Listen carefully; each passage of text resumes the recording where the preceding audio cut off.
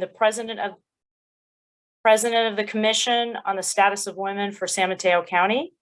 I'm so excited to interview a hero of mine.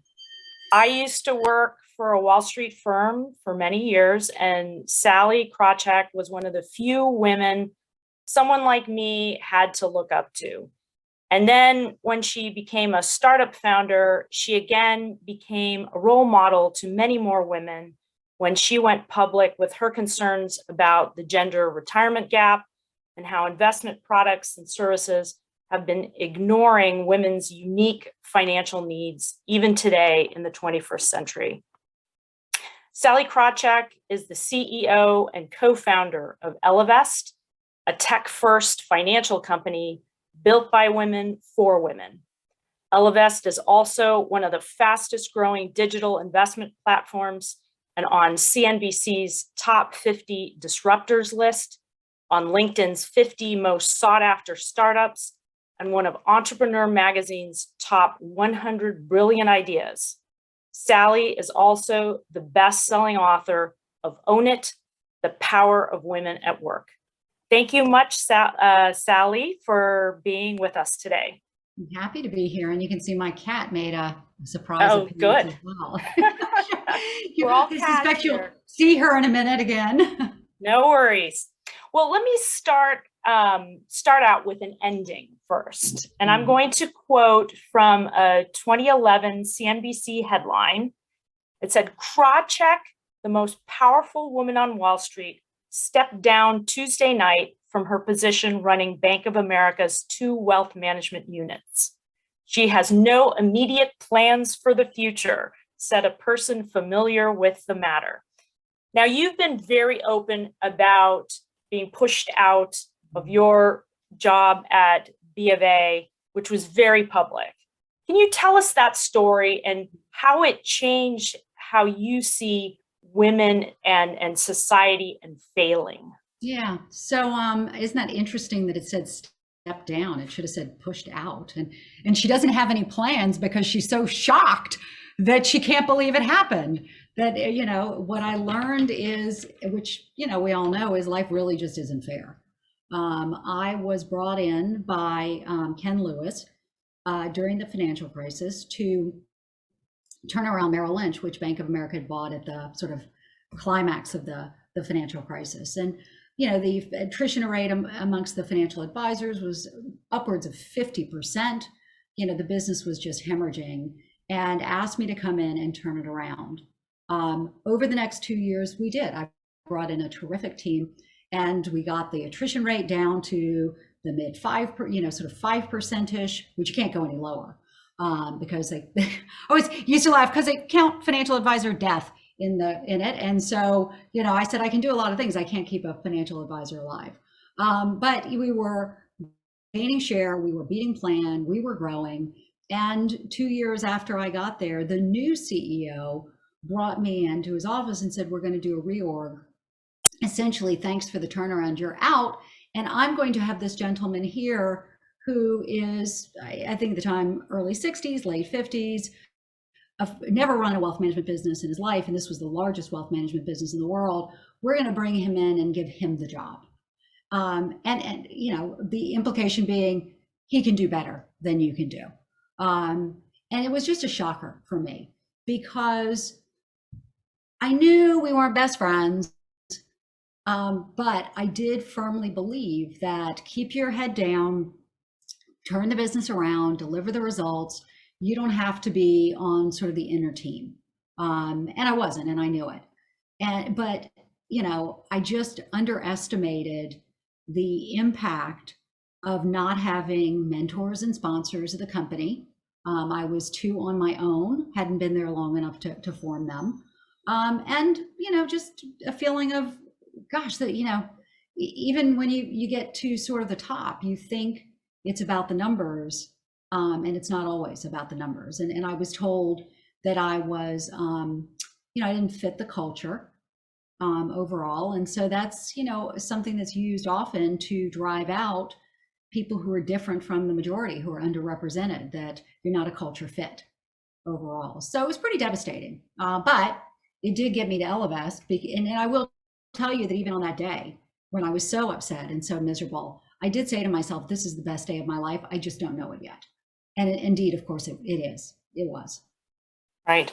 And you used the term keep your head down, but as you stepped away from that career you'd built over decades, you did not go away quietly, and you actually started to call out the inequities and prejudices in that industry. What did it feel like to start telling that story that would be uncomfortable to those leaders? Well, I've always tried to be a truth teller, and I was fortunate that I started, my first real career job was as a research analyst, a sell-side research analyst of publicly traded stocks. And the great thing about that job is if you're going to be successful, you have to be uncomfortable. That in general, you don't be successful by saying, I think the company had a great quarter too. I also think the growth rate is robust. The way you get to be number one, which is where I wanted to be and where I, in fact, landed up, is by saying, y'all are wrong. The market is wrong. The whole market. Let me tell you why. And then either become right or, add enough value by being different that people vote for you, pay you, et cetera. So I sort of had the discomfort of truth telling in me. And I will tell you, I worked at Citi for a while where that was sort of accepted. I mean, Citi's been through some tough times, but back in the day, Sandy Weil wanted people who told the truth, even if it was uncomfortable. The Bank of America was a bit more corporate than that. I was actually telling my daughter just the other day that I never felt like I could just speak there, that I felt like I had to think about what I was saying. So there, in some ways, it sort of came naturally to me. And truthfully, in this latest stage of my career, if I'm not going to, who the hell is? I've been through all the ups and downs. I've seen the industry as a CFO, as a business unit manager, as a research analyst, I almost became a regulator, and now as a startup CEO. I've had the good fortune to see this industry from more perspectives than anybody, man or woman. And so if I'm not going to say the emperor has no clothes here, then who is? And by the way, what's the fun again of saying, yeah, I agree with everybody. Yeah. And so you're planning your next move. And when was that realization that told you, I'm going to launch an investment platform for women? It's not when 37 people told me you should launch an investment platform for women, because a whole bunch of people kept telling me this, and I kept saying, no, that's so junior varsity, and I'm a varsity player, and marketing, and you go girl. And I really just was like, no. And by the way, everybody knows women are risk averse. I mean, we just know that. And it's a financial education play, and they're not good at math. I mean, all that everybody knows. And I know this because I worked at Citi and they had an initiative, and this one had an initiative, and they all failed. So no. And that's where I was until I had this sort of, lightning strike insight that if we don't have enough retirement savings, bear with me, as a country, because women live 6 to 8 years longer than men, if there's not enough money, it's a gender issue. Women, 80% of women die single. We live 6 to 8 years longer than the men in our lives. It is us who will end up without the money. And then started thinking, well, how can we attack this? A lot of people working on the gender pay gap. Oh my gosh, there's a gender wealth gap. Whereas the gender pay gap is 82 cents to a white man's dollar, the gender wealth gap is 32 cents. And for Black women, a penny. Going in the wrong direction, getting worse, not getting better. How can we solve it? And that's when I said, okay, investing, paying down credit card debt, those are things between pay gap and wealth gap. And that's when I sat back and said, let me put back on my contrarian cap. Maybe it's women's fault that they don't invest. Maybe they're risk averse. Maybe something about having a uterus keeps us from investing in some way. Or maybe an industry where 99% of investment dollars are managed at companies majority owned by white men, and 98% of mutual fund dollars are managed by men, and 86% of financial advisors are men, and 90+, maybe they built a business for themselves. Maybe. And even the new fintechs, you may say, well, that generation is coming in today. Ellevest is the only of the non-budgeting fintechs that have majority of the downloads by women, and not by a little bit, we're gapped away from everyone else. And so we said maybe just as, Whitney Wolf saw that women wanted a dating site where they could make the first move with a Bumble, or a Jen Hyman saw women wanted to wear different clothes, just didn't need to own all of them. Can we be the ones to say, you know what, we're going to build a platform, investing to start now, more full financial, for specifically targeted to women's needs. Yeah. And I want to get on that term you talked about, risk, and you've been trying to change society's narrative around women and risk taking and how it pertains to investing. Tell us what you've come to know, this risk averse versus risk aware. Yeah, look, we spent 2 years with, and now have interviewed what's got to be thousands of women about what motivates them to invest, what kept them from investing. What was hilarious is that of all those women, the number of women who told us they wanted to invest in order to outperform the market was 1. So we learned they're very goals based. But when it comes to risk, the idea always is they're risk averse. We can see that because they keep 72 cents of every dollar in cash. So therefore, they're risk averse. What we discovered is no.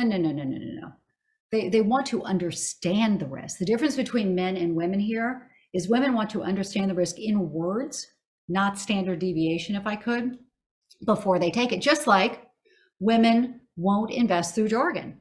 They want to understand what the terms are. What does that mean? Whereas men will keep on going. And so we built something at Ellevest that shows when you invest where you should be. You're goals based. We help you determine how much house you can afford. We help you determine how to, we'll invest for you to get to that first before you have the baby, before you get to retirement. Nope, let me switch the order in which I want to do those. Let me have a condo instead of a house. Our algorithm provides all of that for her. And with regards to risk, we track her to her goal. We work to get her there in 70% of markets, more than anyone else. And, she can see in periods of volatility like this, am I still on or off track? That's what she wants to see. Am I still going to, not, oh dear, no, something happened, in Ukraine, I've lost 2% of my portfolio. What does that mean? Oh, it means I can still retire. Ellevest took enough volatility into account, or I need to put in $100 more in my recurring deposit for 6 months to get back on track, or whatever those things are. But it is not that we are risk averse. In fact, some women at Ellevest take more risk than men because of our longer lives enable us to, if we want to. And are you seeing a change in what's available since you started Ellevest? I mean, with the pandemic and the shutdown, we saw, Robinhood and their people downloading their platform, meme stocks. It seems it's kind of barbelled. What are you seeing? Well, you're still seeing that those are overwhelmingly, men who play the market. Now, and let's be really careful, because there's a difference between trading and investing.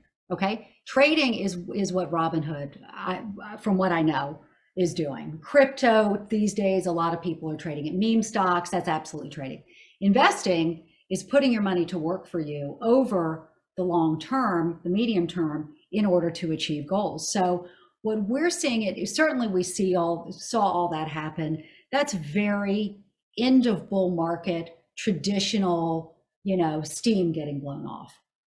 It's happened. It happens again and again and again. And by the way, actually, crypto will become something. It will be and is becoming an asset class. It's the trading it that, you want to just make sure you're using your Vegas dollars. What we saw at Ellevest, rather than, oh my gosh, Ellevest, please let me trade like a banshee, was help. I have a ton of money questions. And in fact, the number one thing I want from the financial industry is, believe it or not, to earn more at work. What? You want to do what? I want to earn more at work. And then I want to be able to save more and invest more. And so we, zigging when other folks zagged, added career coaches and money coaches and certified financial planners to our list, so that we can help her more holistically around her money, help her earn more, save more, invest more to live a bigger life. And so we've gone in a fundamentally different direction than others. And by the way, believe that's what was needed, because what was there before wasn't working for us. We ranked, as women, the industry dead last of the industries that served us. So we needed to go a different direction. Right. Now, I want to do a kind of a segue question. You're talking about financially empowering women. And San Mateo County happens to be home to Sand Hill Road and the hub of venture capital in the US and probably in the world. And I want to share some stats with you. According to Crunchbase in 2021, male investors with billion-dollar exits invested 20% of their money in women-only and mixed-gender startup teams. And female investors, which there were very few, with billion-dollar exits, that would be all 5 all-women teams, invested 57 in all women and mixed gender startup teams. What comment on those numbers? Yeah. Well, first of all, you're sort of hitting at the core of Ellevest. So we sit here today as a venture funded company. The majority of our investors are underrepresented investors, women, people of color, women of color.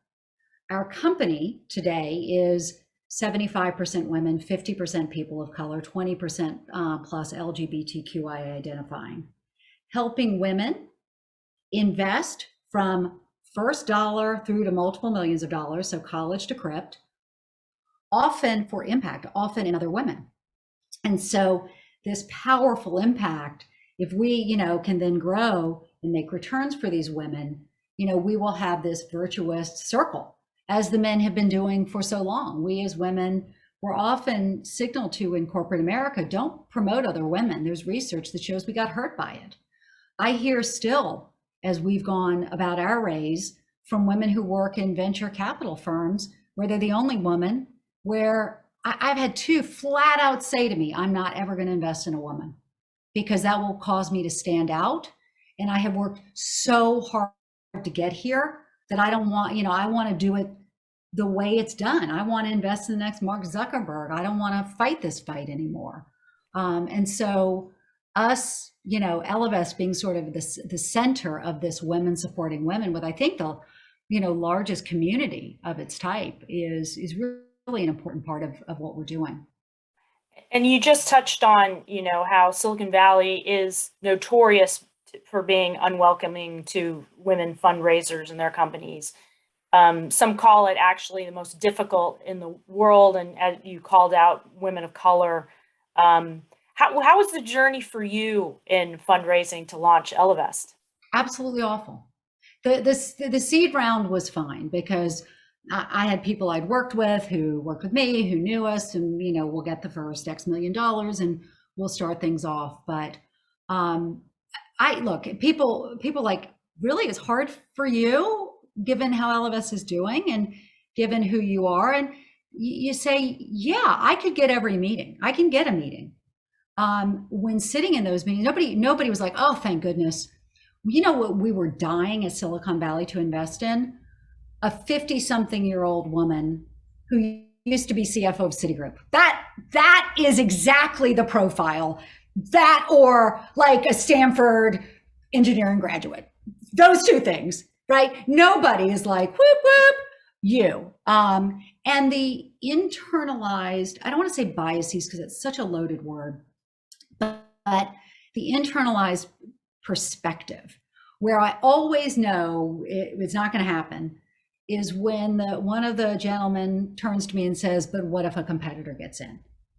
And you just sit there and you say, all righty, there are tens and tens of millions of women and professional women in the United States. There are dozens and dozens and dozens of fintech, wealth management, asset management, et cetera, firms with majority male clients, all of them, that are worth multiple billions of dollars, dozens and dozens and dozens. But there can only be one? It's a winner take all for women? Like, come on. But the view is, here's the norm. And that's, if I can't tell you the number of times, niche market, niche market, niche market. And it's not that people are ill-meaning. It's that, this is it. This is it. And that's a niche thing. And once that question gets asked, you're like, just, let's not even take it to investment committee. And you can watch. There was one brand name VC who I was describing it to him and 2 of his women. They were not partners, but they were investors. They were jumping over the table at me.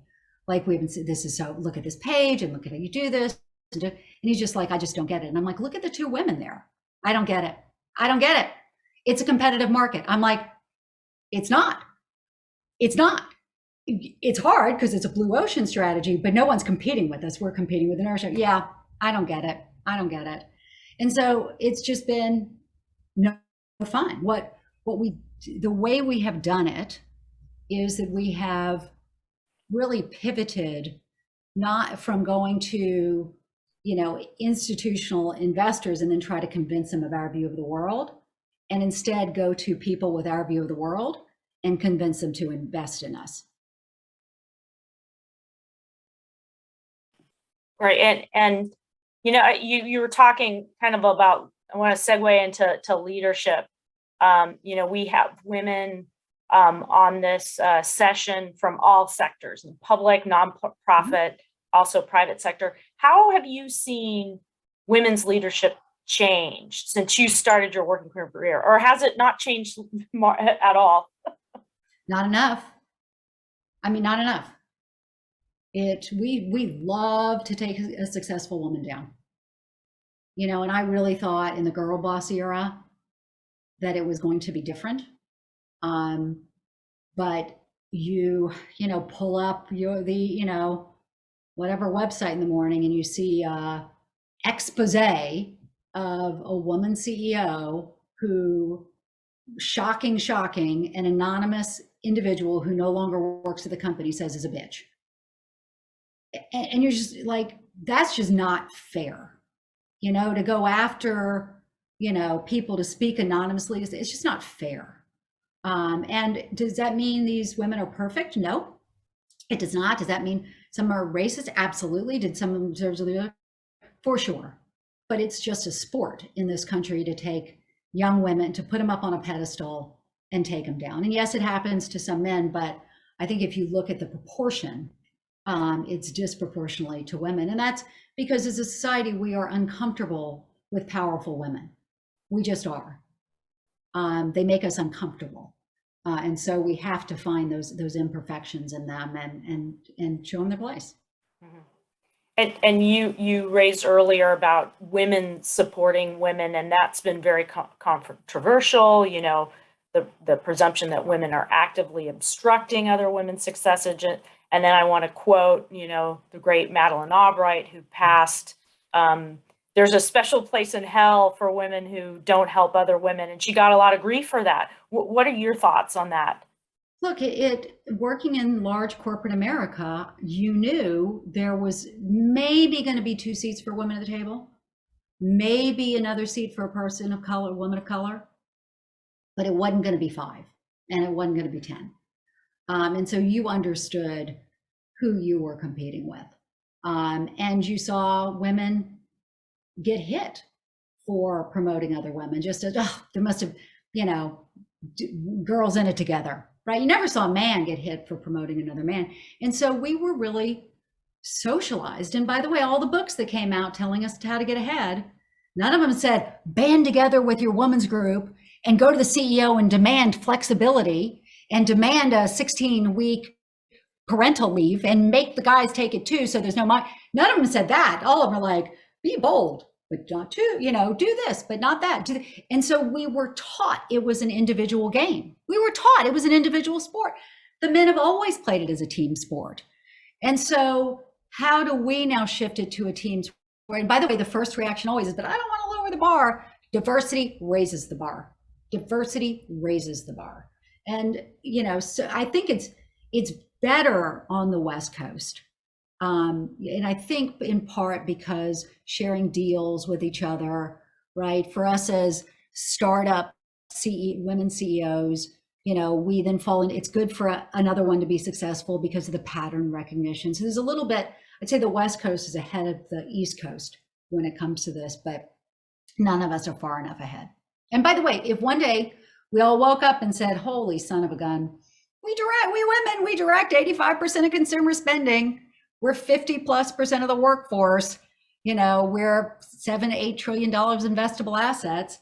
If we decided tomorrow to invest our money alongside our values, the world would be a very different place because we would starve for capital companies that don't align with our values and help grow companies that did.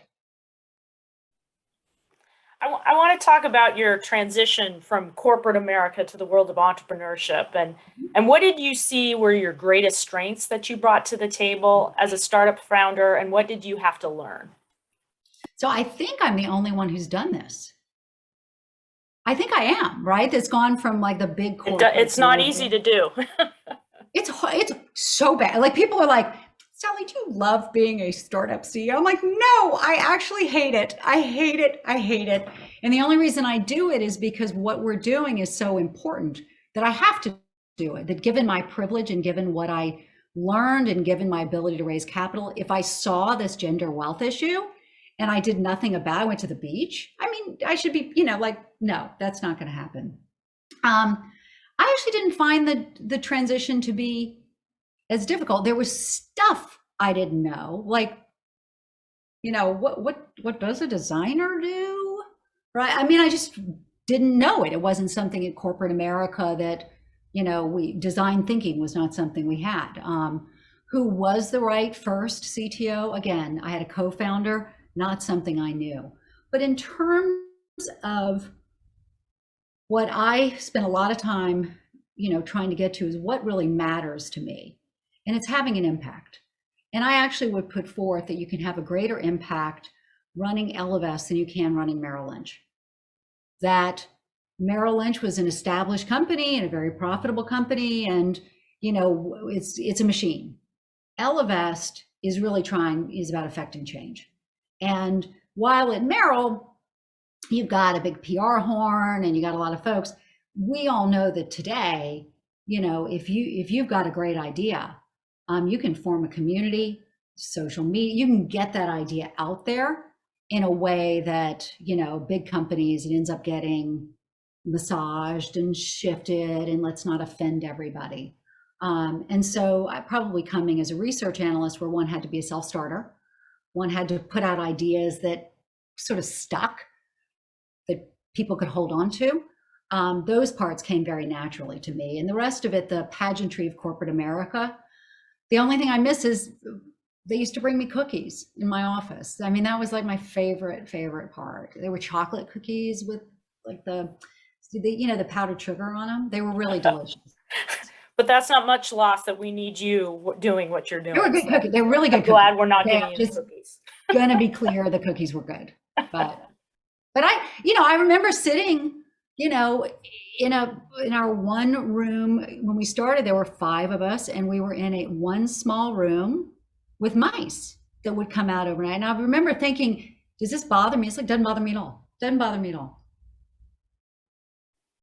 That's great.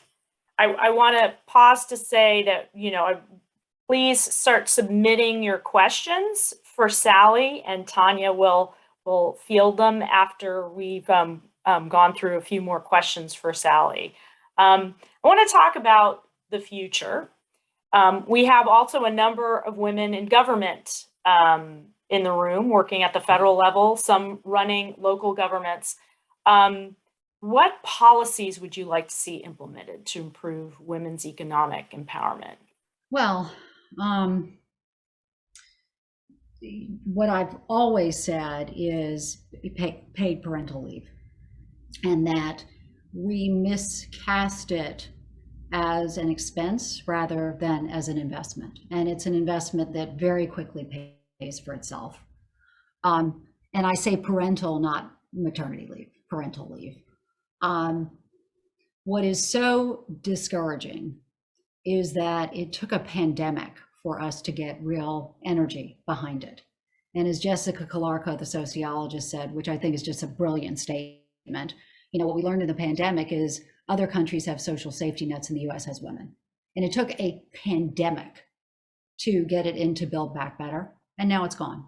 The irony of one white 70-plus-year-old man standing in the way of an investment that is so good for families and so enriching for our economy and so kind. Socialism. I mean, just his lack, the lack of perspective on how other people are living and what can help to grow, to be good for our children and to grow our economy. If women and men are given the chance to take parental leave, they are more likely to come back to work on the other side of it, as opposed to stay home. Of course, we also now have concerns about Roe v. Wade, and what can happen with that. And I know those are very fraught issues. I can tell you that is bad for the economy as well.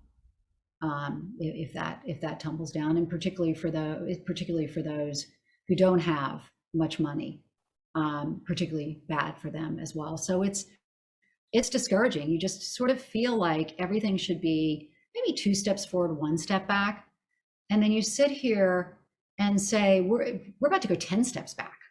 We were almost 2 steps forward, and now we're 10 steps back. And by the way, you know what I want to bet you? If the gender wealth gap were closing and women were having more money relative to men, our world would be a better place. And just look at, Jeff Bezos, what he does with his money. Phallic-shaped rocket. Look at what Mackenzie Scott does with her money and the contribution she just gave to Habitat for Humanity. You cannot tell me if women didn't have more money, therefore, if women didn't have more power, more women in positions of power. I'm not saying, all would be perfect, and I'm not saying it should be all women, but the power of diversity is diversity. And the moderating effect of women is crystal clear. And so I'm pretty sad right now, actually. So kind of on a hopeful note, we have some students in the room, some girls in high school and some women undergrads and graduate students at the start of their careers. What advice do you have for them? Well, band together. Don't play it as an individual sport. There is very little power in you coming in a few years into your career and trying to change a company. There is great power in women in the women's group coming together and engaging with the leadership team to make the company better for all folks. This 9 to 5 still workplace for so much of corporate America is, long past time. I'd say other things on an individual basis, as you're looking at a first job, second job, we now know a lot more about companies than we used to. How did the company get itself and its people through the pandemic, right? That tells you a lot of what you need to know. And if there was flexibility for folks, if there was the ability for asynchronous work, if there were stipends for home offices, what do you need to know? And finally, look up. If the C-suite are all people who don't look a thing like you may make it to the C-suite, but it's going to be a lot harder than if in 2022 they've figured out the power of diversity. And so I know everyone doesn't have a choice, and you got to take somebody's got to take a job to have a job. But if you have choice, spending many of your waking hours at companies whose value align with your own is a much better way to spend your time than supporting companies that don't. Great, thank you. I'm going to give you 10 lightning round questions. Okay. So we're going to start with your proudest moment. My proudest moment. It has yet to come, doesn't it? It's going to be when we're at the New York Stock Exchange ringing the bell when Ellevest goes public. That's going to be my proudest moment for this team. Excellent. And your most wanted do-over? My first marriage. Actually, I wouldn't do it over. I just wouldn't do it. No, you just wouldn't do it. Okay. No, my most wanted do-over, I hope anybody who was at Wall Street pre the subprime crisis of 2008, 2009 would say reliving those years. I would really like to go back and relive those years and try to, force a different outcome, at least for the company that I work for. You may have answered this, but we'll let you answer it again. New York Times headline you'd like to see. I'd like to see that some form of Build Back Better, with a focus on supporting families, supporting women, supporting children passes. A fun one. Pandemic shutdown hobby. Cooking. What did you cook?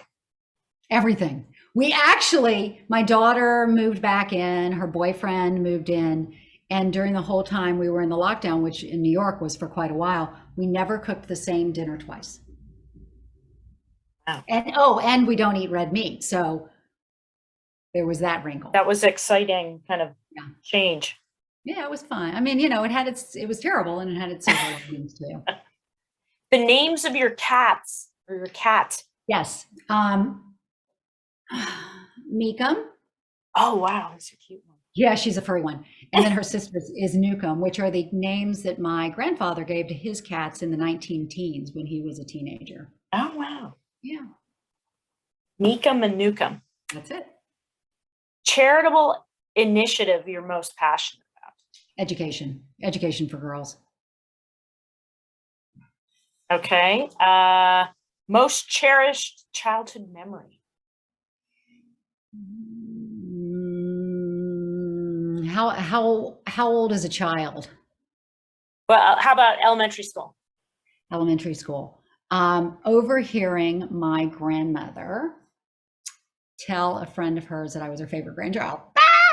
Oh, wow. She was such a badass. She didn't have my father till she was in her 40s, which was a little bit scandalous. We grew up in Charleston, South Carolina. She worked.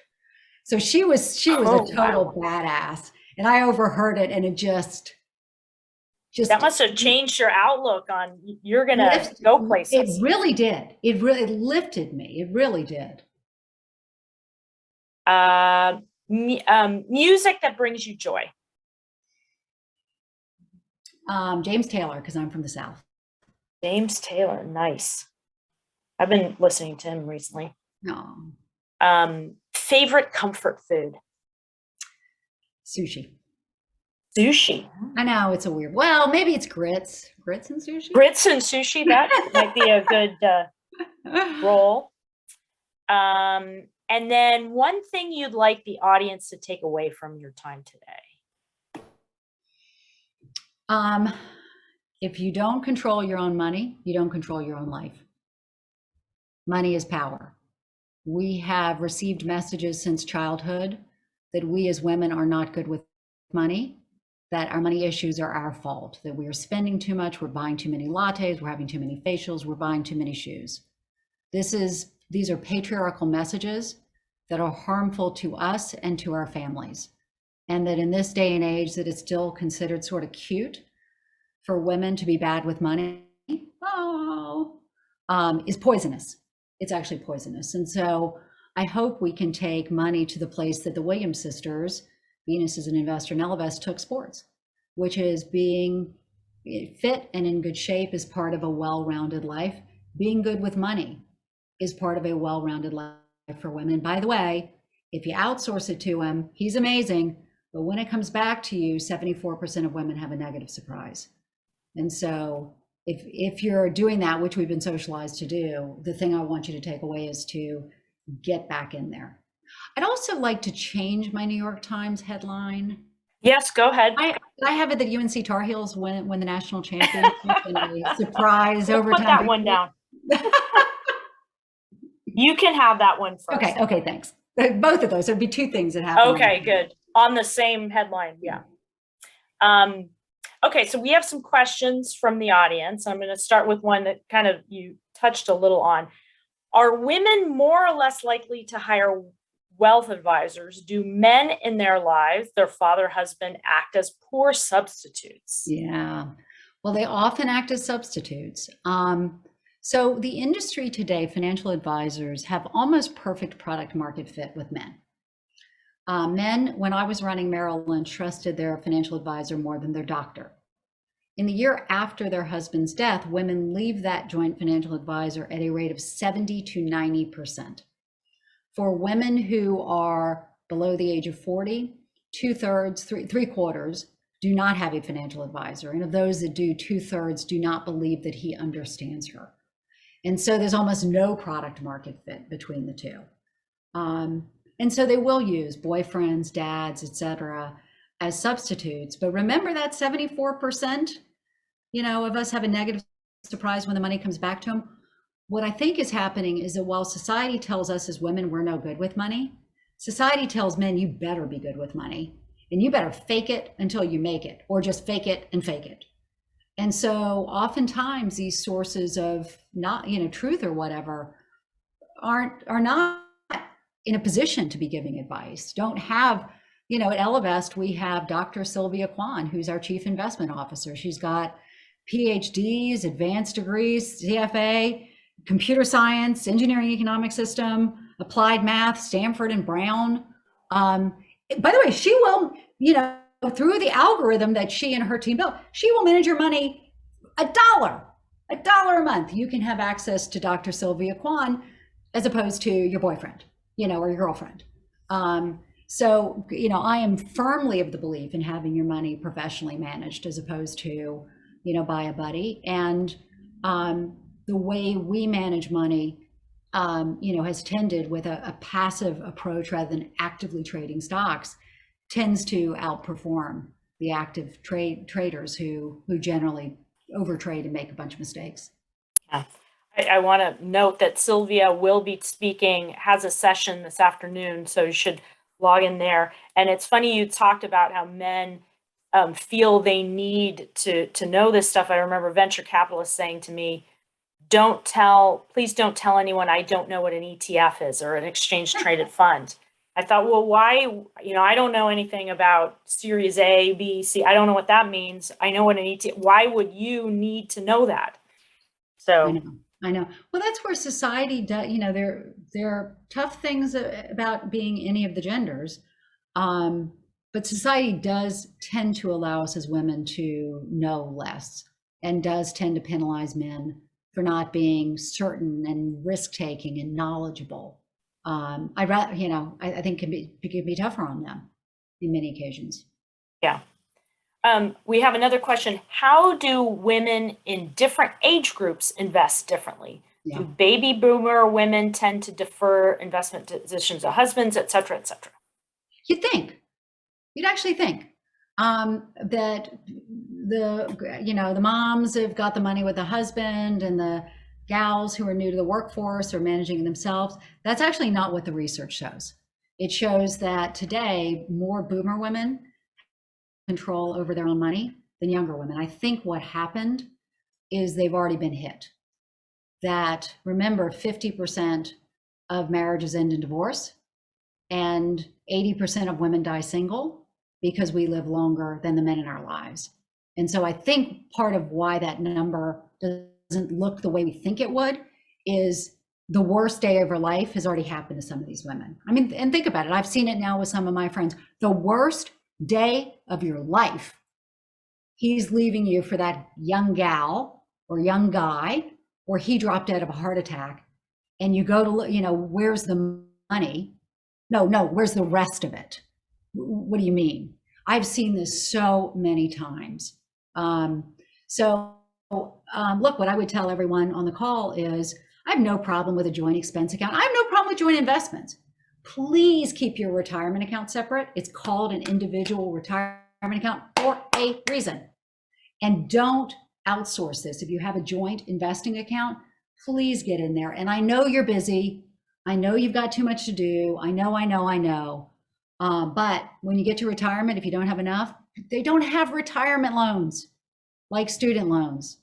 You end up in some pretty bad situations. So please do this for future you. And I think this is a great kind of way to close this. I am completely new to investing. I have yet to start, and I feel overwhelmed. You probably hear about this a lot. Where is a place to learn the basics of investing for someone totally new to it? So first of all, please, I invite you to come over to Ellevest. In fact, we have a discount code for you, RISE 2020. When you go through and sign up, put it in at the end. And that'll give you some, we've got a membership basis, and they'll give you some free time as a member. We also have a robust magazine with, I think, probably the largest set of articles, et cetera, really written for women, because there are these gender differences that are available to you there. as part of our membership, there's a lot of education. So it's not just investing, it's a workshop on investing 101 or investing 102 or budgeting or love and money or how to get the raise. So there's a very rich selection. The bottom line is it doesn't have to be hard, and it shouldn't be hard. You should find a company you trust who is a fiduciary like Ellevest. That means we're obligated to put your interests ahead of our own, that invest in diversified portfolios. You don't want to put your eggs in one basket, that rebalances when needed if the portfolio gets out of whack, where you can set it and forget it, where you don't have to do the trading yourself. The best way to do it is to make it, choose some goals, make an initial deposit, we invest that for you, and then you want a recurring deposit, a little bit every month. And, start with a little bit, check it out, see what it feels like. Oh, it went up, it went down. I felt nervous, I felt cool, I felt good. What research tells you, it will be a driver of your confidence. That historically, money's women's number one source of stress, and taking action like investing has been the number one driver of our confidence. That's what historically has been. And what I want you to know is that we women tend to think the stock market does this. The stock market historically has done that. So there'll be volatility around it historically, but if you historically would invest and leave your money for 15 years, any day, you could start investing on any day, you had a 99.9% chance of a positive return. And if you had a recurring deposit, it was 100%. Our investment portfolios are not just stocks, they're also bonds, global, et cetera. So that diversification also drives lower risk. But what we tend to do, because we have been socialized as women to get A's, to be perfect, to be buttoned down, we tend to think we have to know a lot to invest. What you have to know are the basics. And that's where the gentlemen have got us, because they're like, I'll get in there and I'll figure it out, right? And we're like, well, let me get it straight and then I'll go. Takes about 8 minutes. Historically, it's been the highest return 8 minutes of your life, because we lose out from not investing, for the women on this call, hundreds of thousands, for some women, millions of dollars versus the men. So I would, I want you to use Ellevest, but if you want to choose someone else, use someone else. The important thing is actually to get yourself invested. Well, thank you so much, Sallie Krawcheck, for taking your time out to come out to California. Happy to be here in California, but really I'm in New York. To come from New York all the way to California to share with us an important message. And as I said, we'd like you to learn more about women money at our roundtable discussion with our speaker session with Sylvia Kwan, who's the CIO of Ellevest. And Ellevest also is in the exhibition hall where they have some giveaways. Add those to your calendar. So thank you so much, Sallie, for your time today. Thank you. Take care.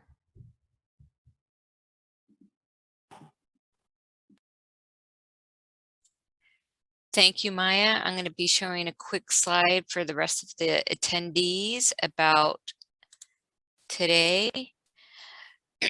Every session has a feedback form. It's on Whova. Just click on rate this session. It's has a variety of questions asking about that session. So we're asking all attendees to fill out that form. We also will have a general conference survey that will be sent to everyone, every attendee when the conference ends. And actually it will be available on the system starting at noon today. Thank you so much, Maya Tussing, for being a moderator for this session. I learned a lot. I thought I knew a little bit about money, but when it comes to investing, it really is about personal stories. And Sallie shared a lot of personal stories that I thought was really helpful. To answer some of your questions, this is being recorded and it will be available after the conference. So please feel free to log back into the Whova system to see any of the sessions. Thank you all, and we will see you later today for sessions and for lunch. Have a great day.